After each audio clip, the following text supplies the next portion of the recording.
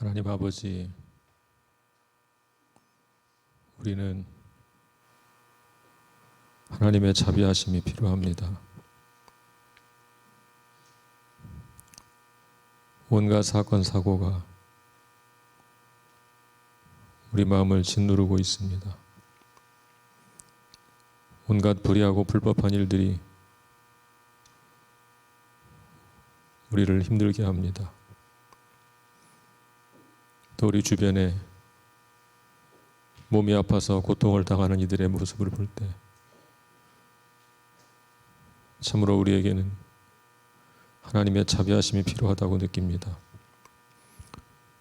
주여, 우리를 불쌍히 여겨 주시옵소서. 이 땅을 하감하여 주시옵소서. 2000여 년 전 우리 주님께서 성육신 하셔서 사람들을 돌보신 것처럼 주님, 우리 가운데 성령으로 오셔서 우리를 돌보아 주시옵소서. 주님의 은혜의 손길로 우리의 심령을 만져 주시옵소서.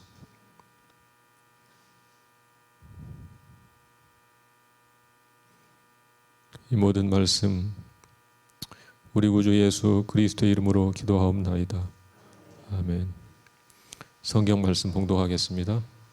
데살로니가 전서 5장 16절부터 18절입니다.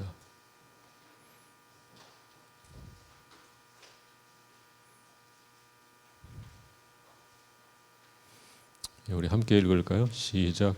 항상 기뻐하라, 쉬지 말고 기도하라, 범사에 감사하라. 이것이 그리스도 예수 안에서 너희를 향하신 하나님의 뜻이니라. 아멘. 앉으시겠어요?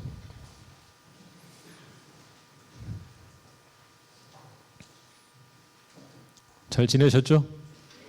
예, 저도 잘 지내다 왔습니다. 이제 아무 데도 안 갑니다. 오늘 추수감사절인데요. 예, 추수감사절은 1년 동안 농사를 짓고 가을에 결실을 거두면서 하나님께 감사하는 절기입니다. 농부들은 농사를 지으면서 겪었던 온갖 어려움들에도 불구하고 풍성한 수확을 주신 하나님께 감사하며 예배를 드립니다. 우리 같은 도시 사람들에게는 사실 농사 자체가 큰 의미를 주지 못할 수도 있습니다.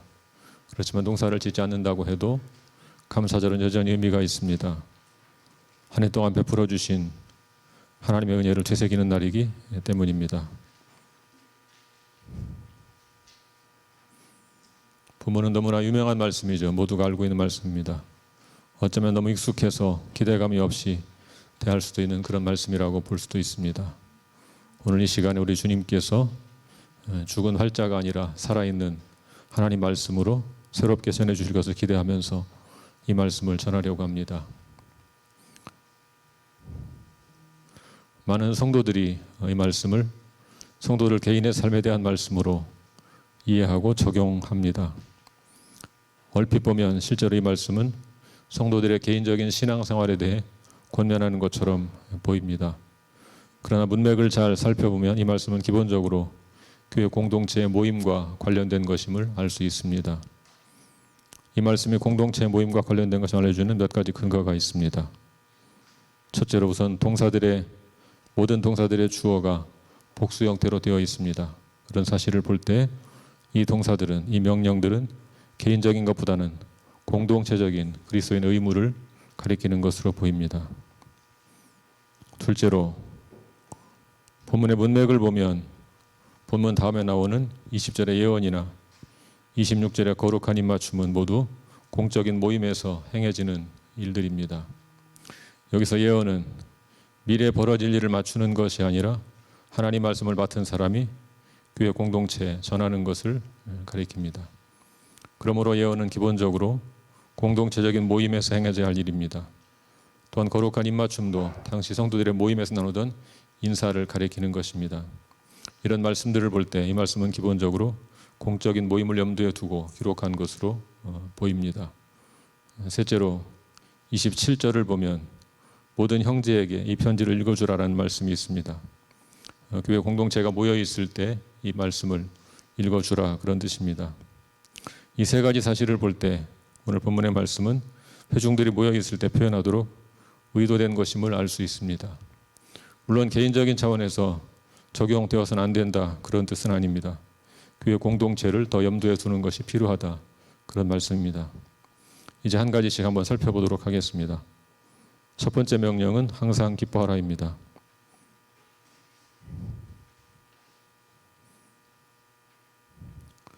우리가 잘 알고 있는 말씀이죠. 그렇지만 문자적으로 지키는 사람은 거의 없죠. 성경을 읽다 보면 이와 같이 종종 실천하기 불가능하게 보이는 말씀들이 있습니다. 그럴 때일수록 우리는 더 깊이 고민하면서 말씀의 의미를 생각해 볼 필요가 있습니다.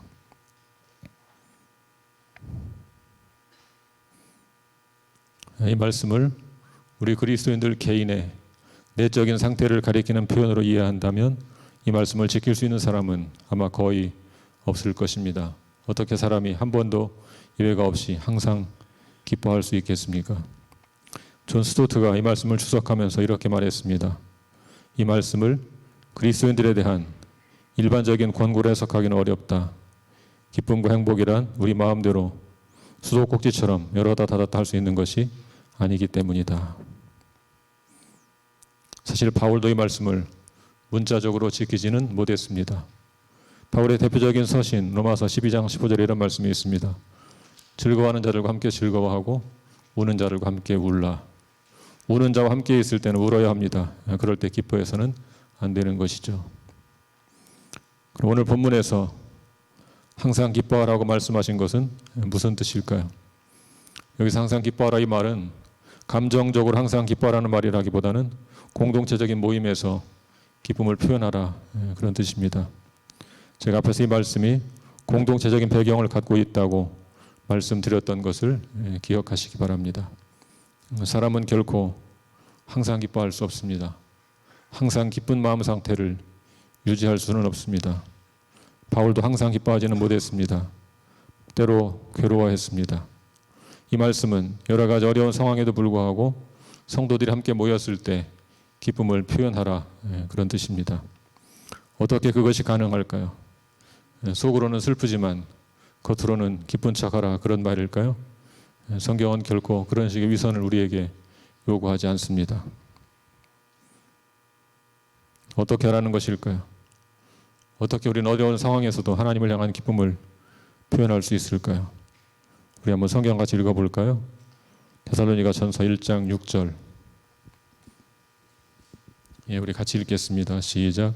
또 너희는 많은 환난 가운데서 성령의 기쁨으로 말씀을 받아 우리와 주를 본받은 자가 되었으니. 여기서 성령의 기쁨 그 말에 주목하시기를 바랍니다. 풀어서 말하면 성령께서 주시는 기쁨 그런 말이겠죠. 우리 그리스도인의 기쁨의 근원은 성령님이십니다. 다시 말해서 성령께서 우리의 삶에 개입하실 것을 믿는 믿음이 있을 때 우리는 항상 기뻐할 수 있습니다.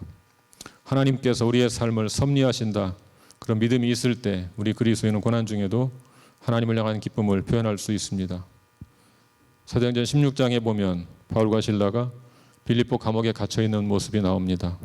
그들은 깊은 옥에 갇혔고 발에는 착고가 채워져 있었습니다. 참으로 절망적인 상황이 아닐 수 없습니다. 그런데 바울과 실라는 한밤중에 하나님을 향해 기도하고 찬양하기 시작합니다. 초인적인 의지를 가진 사람들이라서 두려운 마음이 없었을 거예요. 그렇지 않습니다. 그들도 역시 감옥에 갇혀 지내는 날들이 너무 괴롭고 고통스러웠습니다. 그러나 그들은 감옥에서도 주님께서 자신들의 삶을 지키시고 인도하실 것을 믿었습니다. 임마누엘, 성령을 함께 하시는 주님을 믿었습니다. 그 믿음으로 바울과 실라는 감옥에서도 기쁨으로 하나님을 찬양할 수 있었습니다. 공식적인 예배 시간에는 물론이고 비공식적으로 모였을 때도 성령께서 주시는 기쁨을 표현하시기를 바랍니다. 기쁜 마음을 표현하는 가장 좋은 방식은 하나님을 찬양하는 것, 찬송하는 것입니다. 모일 때마다 성령의 인도하심 가운데 함께 하나님을 찬양하시기를 바랍니다. 구원의 기쁨을, 회복의 기쁨을 찬송으로 표현하십시오. 그것이 바로 항상 기뻐하는 것입니다. 두 번째 명령은 쉬지 말고 기도하라는 것입니다. 항상 기뻐하라는 말씀과 마찬가지로 이것도 역시 문자적으로 해석한다면 실천하는 것이 거의 불가능합니다. 이 말씀을 문자적으로 실천하려면 아무 일도 하지 말고 기도만 해야 합니다. 이렇게 적용하는 것은 본문의 의도와는 거리가 있습니다. 왜냐하면 바울도 우리에게 땀 흘려 일하라고 명한 적이 있기 때문입니다. 또한 원어적인 의미도 지속적으로 끊임없이 기도하라는 것이지 한순간도 쉬지 말고 기도만 하라, 그런 뜻은 결코 아닙니다. 그럼 어떻게 해석하는 것이 좋을까요? 두 가지 해석이 가능합니다. 첫 번째 해석은 쉬지 말고 기도하라는 말씀을 규칙적으로 기도하라, 그런 뜻으로 이해하는 것입니다. 유대인들은 하루에 3번씩 시간을 정해두고 기도하는 습관이 있었습니다. 그런 습관을 따라서 규칙적으로 기도하라는 것으로 본문을 해석할 수 있습니다. 두 번째 해석은 항상 기도하는 마음으로 살라, 그렇게 해석하는 것입니다. 언제 어디에서 무엇을 하든지 항상 기도하는 마음으로 살라는 말입니다. 이것은 매 순간 하나님을 의지하는 마음을 갖는 것입니다.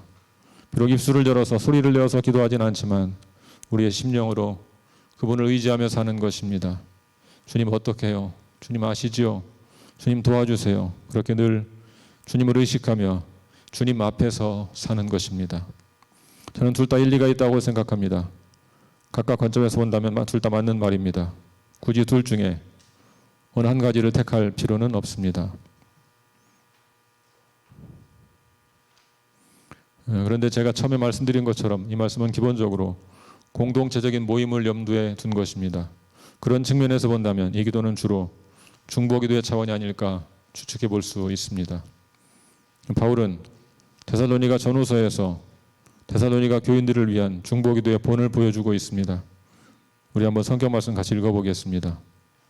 데살로니가 전서 1장 2절. 같이 읽을까요? 시작. 우리가 너희 모두로 말미암아 항상 하나님께 감사하며 기도할 때 너희를 기억함은. 또 3장 9절 10절. 시작. 우리가 우리 하나님 앞에서 너희로 말미암아 모든 기쁨으로 기뻐하니 너희를 위하여 능히 어떠한 감사로 하나님께 보답할까. 주여로 심히 간구함은 너희 얼굴을 보고 너희 믿음이 부족한 것을 보충하게 하려 함이라. 아멘. 5장 23절. 우리 같이 읽겠습니다. 시작. 평강의 하나님이 신이 너희를 온전히 거룩하게 하시고 또 너희의 온 영과 혼과 몸이 우리 주 예수 그리스도께서 강림하실 때 흠없게 보존되기를 원하노라.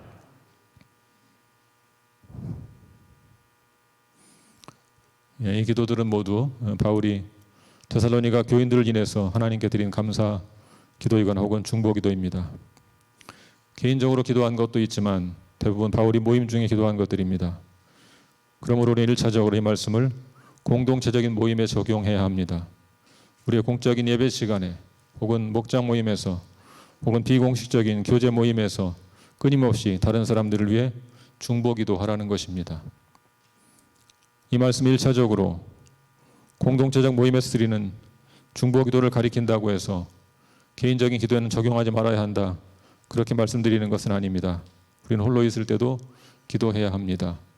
사실상 이 둘은 맞물려 있지 않습니까? 모일 때마다 간절히 중보 기도하는 자가 어찌 혼자 있을 때 기도하지 않겠습니까? 우리 교회도 주일 예배와 수요예배 외에도 각종 기도 모임들이 있습니다. 그런 모임에 참여해서 다른 사람을 위해 간절히 중보 기도하시기를 권면합니다.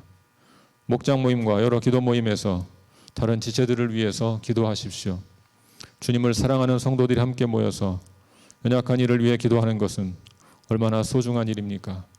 이 땅 가운데 하나님의 나라와 그 뜻이 임하도록 기도하는 것은 얼마나 아름답고 귀한 일입니까? 쉬지 않고 기도하는 것은 또한 항상 기뻐하라는 첫 번째 명령과 깊은 관련을 갖고 있습니다. 쉬지 않고 기도하는 자가 항상 기뻐할 수 있습니다. 사랑하는 여러분, 순간순간 떠오르는 염려를 하나님께 아뢰는 기도의 언어로 바꾸시기를 축복합니다. 모임 중에 다른 사람 필요를 위해서 간절히 기도하시면 주께서 여러분의 마음에 기쁨의 찬송을 부어 주실 것입니다. 세 번째 명령은 범사에 감사하라는 것입니다. 문자적으로 말하면 모든 일에 감사하라 그런 말이겠죠. 헬라어 성경을 보면 n이라는 전치사를 사용했습니다. 영어성의 이 단어를 in으로 번역했습니다. 헬라어 전치사를 정확하게 번역한 것입니다. 이 전치사 하나가 의미상 큰 차이를 낳습니다.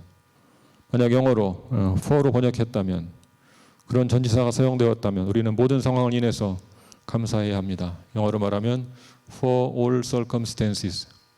우리는 모든 상황을 인해서 감사해야 합니다. 그것은 가능한 일도 아니고 바람직한 일도 아닙니다. 만약 그 말을 문자적으로 해석한다면 이 땅에서 벌어지는 사건, 사고, 살인, 강도, 강간 등 사회적 범죄를 인해서도 하나님께 감사해야 합니다. 그러나 오늘 본문은 for all circumstances, 곧 모든 상황 인해서 감사하는 것이 아니라 in all circumstances, 곧 모든 상황 속에서 감사하라는 것입니다. 무슨 차이가 있습니까? 모든 상황 속에서 감사하라는 말은 어떤 일을 만나든지 그 속에서 감사할 제목을 찾아보라 그런 뜻입니다.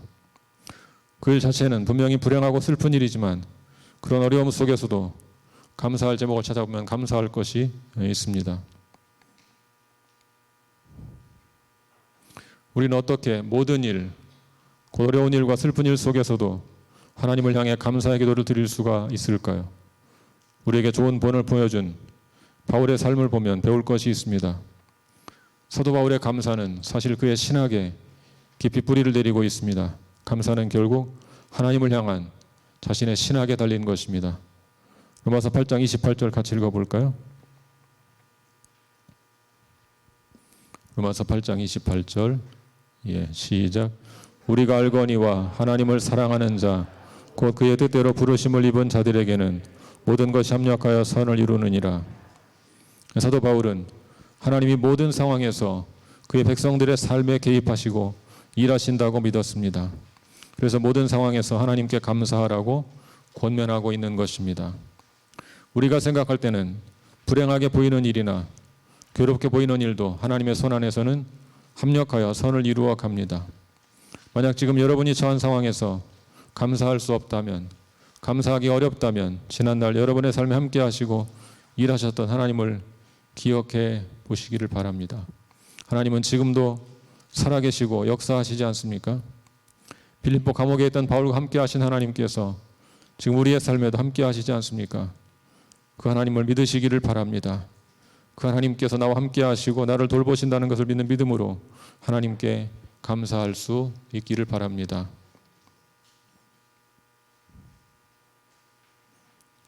그 확신이 있으면 어떠한 고난이 있어도 심지어 죽음조차도 우리를 절망시킬 수 없습니다. 왜냐하면 죽음조차도 우리에게 마지막 단어가 아니기 때문입니다. 우리에게는 죽음을 넘어선 구원의 소망이 있습니다. 로마서 8장 38절과 39절을 같이 읽어보겠습니다. 같이 읽을까요? 시작. 내가 확신하노니 사망이나 생명이나 천사들이나 권세자들이나 현재일이나 장래일이나 능력이나 높음이나 깊음이나 다른 어떤 피조물이라도 우리를 우리 주 그리스도 예수 안에 있는 하나님의 사랑에서 끊을 수 없으리라. 사랑하는 여러분, 이 말씀에 있는 것처럼 심지어 죽음도 우리를 하나님의 사랑에서 끊을 수 없습니다. 우리 그리스도인의 마지막 단어는 하나님께 속해 있습니다. 그것은 바로 부활이요 생명입니다. 우리 주 예수 그리스도 안에 있는 영생, 곧 참 생명입니다. 바울은 표현하기 어려운 고난을 당했지만 그런 고난 속에서도 하나님께 감사의 기도를 드렸습니다. 그 비결이 무엇입니까? 하나님을 향한 믿음입니다. 자신의 생명을 주관하시고 다스리시는 그 손길을 믿었기 때문에 고난 중에 감사의 기도를 드렸습니다. 사랑하는 여러분, 우리 하나님의 구원을 믿고 범사에 감사하는 여러분 되시기를 축복합니다. 이렇게 설교하고 마쳐도 감사절 설교로 큰 문제는 없을 것 같습니다. 그런데 지난 2달간 이 말씀 묵상하면서 제 마음에 떠나지 않는 의문이 있었습니다. 그 의문은 바로 과연 우리는 이 말씀을 실제로 실천할 수 있을까? 라는 문제였습니다. 과연 슬픔 중에도 내면의 기쁨으로 찬송할 수 있을까? 고난 중에도 감사의 기도를 드릴 수 있을까? 분명히 말씀은 실천하라고 준 것인데 이 말씀은 너무 어려운 말씀으로 보입니다. 기쁜 일보다는 슬픈 일이 더 많은 것이 우리의 인생이 아닙니까? 오늘 본문을 담고 있는 데살로니가 전서의 중심 주제가 종말론입니다. 데살로니가 교인들은 종말의 때와 기한을 궁금하게 생각했습니다. 교인들은 종말의 때에 관심을 두었지만 바울은 종말론적인 신앙에 관심을 두었습니다. 종말론적 신앙이란 종말이 임박했다고 믿고 사는 신앙을 가리킵니다. 종말에는 개인의 종말이 있고 역사의 종말이 있습니다. 어느 종말이 먼저 올지 우리는 아무도 모릅니다. 중요한 것은 종말이 임박했다고 믿고 사는 것입니다. 내 인생이 1년만 남았다 그렇게 가정해 보면 좋겠습니다. 그럼 어떻게 살아야 될까요? 1년밖에 남지 않은 것 때문에 항상 슬퍼하고 범사에 불평하며 살아야 할까요? 실제로 그렇게 살다가 인생을 마감하는 사람들이 꽤 있습니다. 그렇게 1년을 보내고 내 인생을 마치는 날 하나님 앞에서 그 날들을 돌아본다면 얼마나 회한이 들까요? 구약 성경에서 종말론적 신앙을 잘 보여주는 책이 있습니다. 바로 전도서입니다. 전도서에는 크게 세 가지 메시지가 담겨 있습니다. 첫 번째 메시지는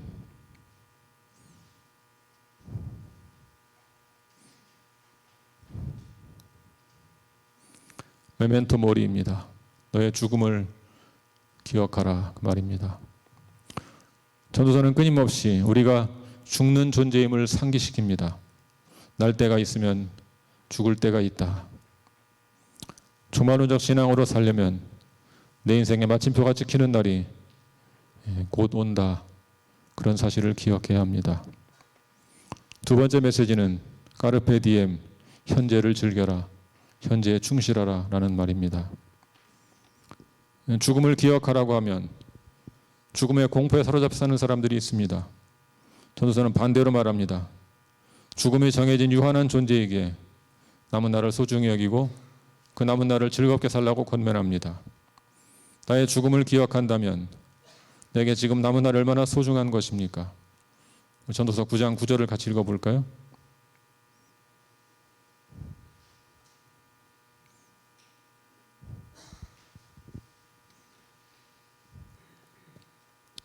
우리 함께 읽겠습니다. 시작. 내 헛된 평생의 모든 날, 곧 하나님이 해 아래에서 내게 주신 모든 헛된 날에 내가 사랑하는 아내와 함께 즐겁게 살지어다. 그것이 내가 평생에 해 아래에서 수고하고 얻은 내 몫이니라. 좀 확대해서 적용하면 남은 날 동안 허락하신 사랑하는 사람들과 함께 즐겁게 기쁨을 누리며 살라 그런 말입니다. 세 번째 메시지는 코람데오입니다. 하나님 앞에서 그런 뜻입니다. 현재를 즐기라고 해서 마음대로 쾌락에 탐닉해서는 안 됩니다. 종말론적 신앙으로 사는 사람은 하나님의 심판을 기억하고 살아야 합니다. 언제나 하나님을 의식하고 내 앞에 계시는 하나님을 직면하여 사는 자세로 살아야 합니다. 전도서 12장 13, 14절 마지막 절들입니다. 같이 읽어보겠습니다.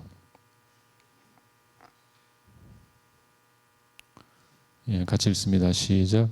일의 결국을 다 들었으니 하나님을 경외하고 그의 명령들을 지킬지어다. 이것이 모든 사람의 본분이니라. 하나님은 모든 행위와 모든 은밀한 일을 선악간에 심판하시리라. 이것이 종말론적 신앙을 가르치는 전도서의 세 가지 메시지입니다. 다시 오늘 본문으로 돌아가 보겠습니다. 데살로니가 교회 성도들은 종말의 때에 관심을 두었습니다. 그러나 바울은 종말론적 신앙을 가르칩니다. 항상 기뻐하라, 쉬지 말고 기도하라, 범사에 감사하라. 만약 우리 인생이 얼마 안 남았다면 어떻게 사는 것이 좋을까요? 첫째로 항상 기뻐하며 살아야 합니다. 항상 슬퍼하며 염려에 빠져 사는 것보다는 항상 기뻐하며 사는 것이 좋지 않겠습니까? 혼자서 그렇게 하는 것은 쉽지 않으니 함께 모여서 하나님을 찬송하며 기뻐하는 것이 좋을 것입니다. 내 사랑하는 가족, 사랑하는 교회 공동체와 함께 남은 생을 즐겁게 살아가시기를 바랍니다. 둘째로 쉬지 말고 기도하며 살아야 합니다. 내 인생이 얼마 안 남았다면 더욱 중보기도 힘써야 할 것입니다. 내 사랑하는 자녀들, 사랑하는 교회 젊은 세대들이 바른 길, 의의 길을 걸을 수 있도록 중보기도 힘써야 할 것입니다. 또한 내가 끝까지 믿음을 지킬 수 있도록 항상 기뻐하고 범사에 감사하며 살 수 있도록 쉬지 말고 기도해야 할 것입니다. 셋째로 범사에 감사하며 살아야 합니다. 얼마 남지 않은 인생을 불평하고 원망하면서 보낸다면 얼마나 안타까운 일이겠습니까? 합력하여 선을 이루실 하나님을 끝까지 신뢰하며 믿음으로 감사를 표현하며 사는 삶이 복된 삶이 아니겠습니까? 사랑하는 성도 여러분, 늘 종말을 의식하며 사시기를 바랍니다. 개인의 종말과 역사의 종말을 의식하며 항상 기쁨으로 주님을 찬양하십시오. 끊임없이 이웃을 위해 중보기도 하십시오. 주님, 이 악과 고난 중에서도 구원과 선을 이끌어내 주십시오. 끝까지 믿음으로 기도하시기를 바랍니다. 그리고 모든 일에 하나님의 구원을 믿는 믿음으로 감사하며 사시기를 바랍니다. 이것이 바로 저와 여러분을 향한 하나님의 뜻입니다. 이러한 하나님의 뜻에 온전히 순종해서 참되고 바른 종말론적 신앙으로 살아가는 저와 여러분 될 수 있기를 다시 오실 주 예수 그리스도의 이름으로 간절히 축원합니다. 함께 기도하겠습니다.